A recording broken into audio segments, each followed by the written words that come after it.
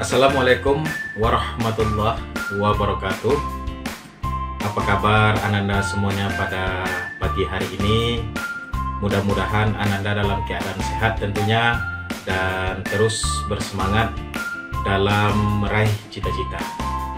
Baik Ananda semuanya, pada pagi hari ini kita akan belajar pada mata pelajaran pendidikan agama Islam di kelas 8, membahas tentang mengenal lebih dekat kepada Allah Subhanahu wa Ta'ala melalui mengamalkan sholat sunnah.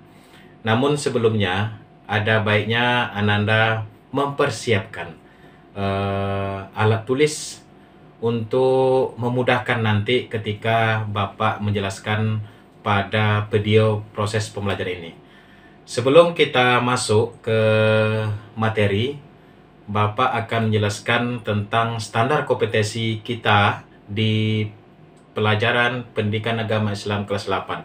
Yang pertama, 1.5 artinya menunaikan sholat sunnah, ya, sholat sunnah berjamaah dan munfarid sebagai implementasi dari pemahaman rukun Islam. Kemudian di dalam KD-nya, 1. Menjelaskan pengertian tentang sholat sunnah. Kemudian menunjukkan dalil-dalil nakli tentang sholat sunnah berjamaah dan munfarid. 3. Menunjukkan macam-macam sholat sunnah berjamaah dan munfarid dan tata cara ketentuannya. Ini merupakan sebuah gambaran yang akan kita bahas selanjutnya. Pengertian sholat sunnah berjamaah. Sholat sunnah berjamaah seperti yang sudah kita lihat, sholat sunnah disebut juga dengan sholat tatawu, yaitu sholat sunnah yang dilakukan untuk menambah atau menutupi kekurangan-kekurangan ibadah wajib. Sholat sunnah disebut juga dengan sholat nawafil, yaitu sholat yang dikerjakan mendapat pahala jika ditinggalkan tidak berdosa. Sholat berjamaah adalah sholat yang dikerjakan secara bersama-sama paling sedikit 2 orang. Seorang sebagai imam dan yang lain sebagai makmum. Adapun sholat berjamaah hukumnya sunnah muakkad, ya. Sholat sunnah yang boleh dan lebih baik dilaksanakan dengan cara berjamaah adalah sholat idain, sholat tarawih. Ini termasuk sholat sunnah nih, tapi dilaksanakan dengan berjamaah. Seperti yang kita laksanakan ketika bulan suci Ramadan, ya. Kemudian sholat witir ini dilakukan secara berjamaah bersama-sama. Sedangkan sholat sunnah yang lebih baik dikerjakan dengan cara munfarid adalah sholat tahiyatul masjid. Kemudian sholat tahajud atau qiyamul lail, sholat istiqoroh dan sholat duha. Masing-masing bagian ini lebih baik dikerjakan dengan cara munfarid atau sendiri-sendiri. Kemudian dalam pengertian sholat idain, pengertian dan hukumnya.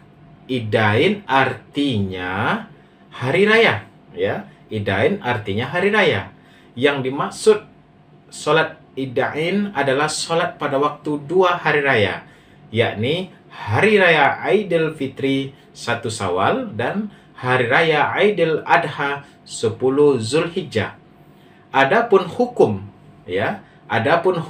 melaksanakannya adalah sunnah muakkad. Sekali lagi Bapak jelaskan, sholat idain artinya 2 hari raya.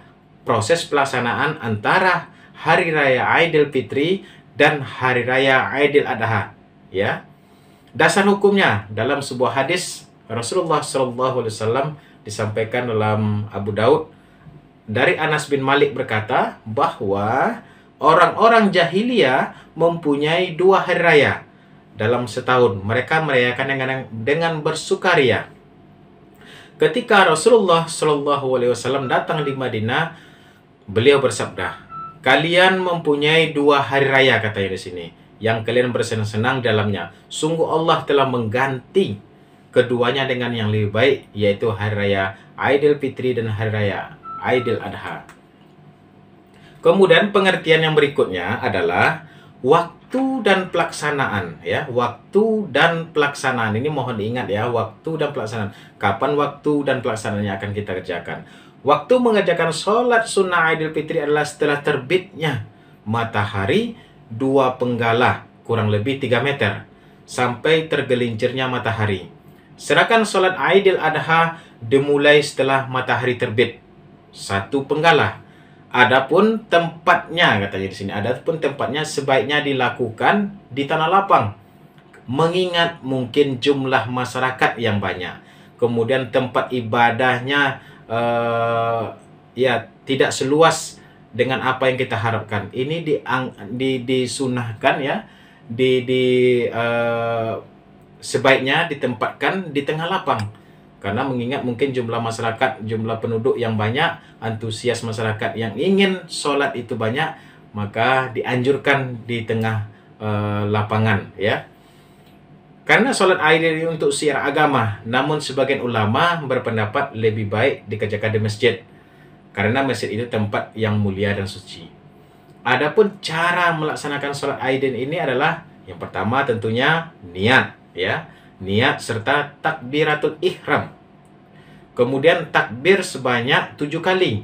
Ini nanti bisa Bapak sampaikan terkait dengan bagaimana tata caranya nanti ya di penjelasan berikutnya.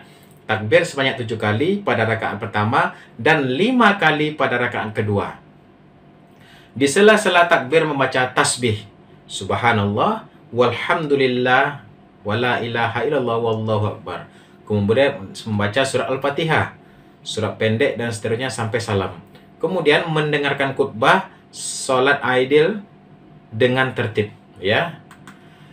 Kemudian kita masuk ke dalam pengertian sholat sunnah tarawih.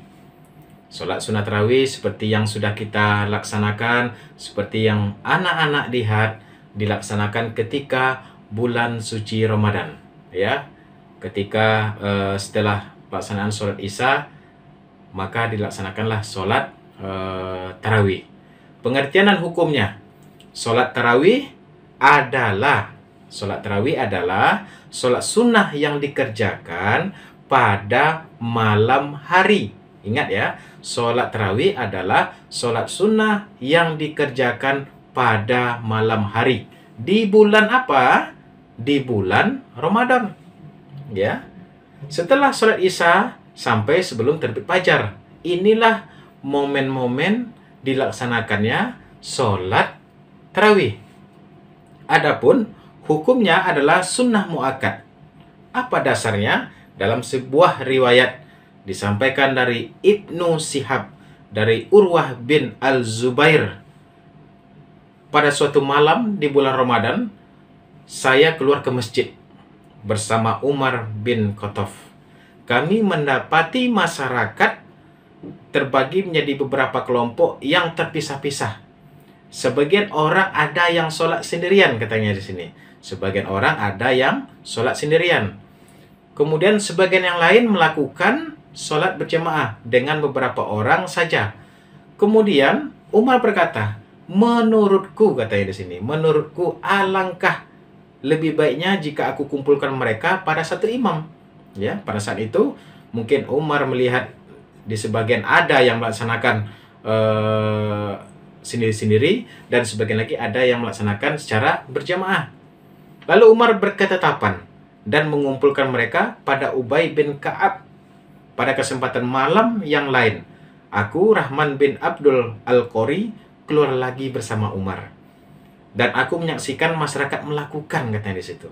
Masyarakat melakukan sholat secara berjamaah, mengikuti imamnya. Umar berkata, ini adalah sebaik-baik bid'ah.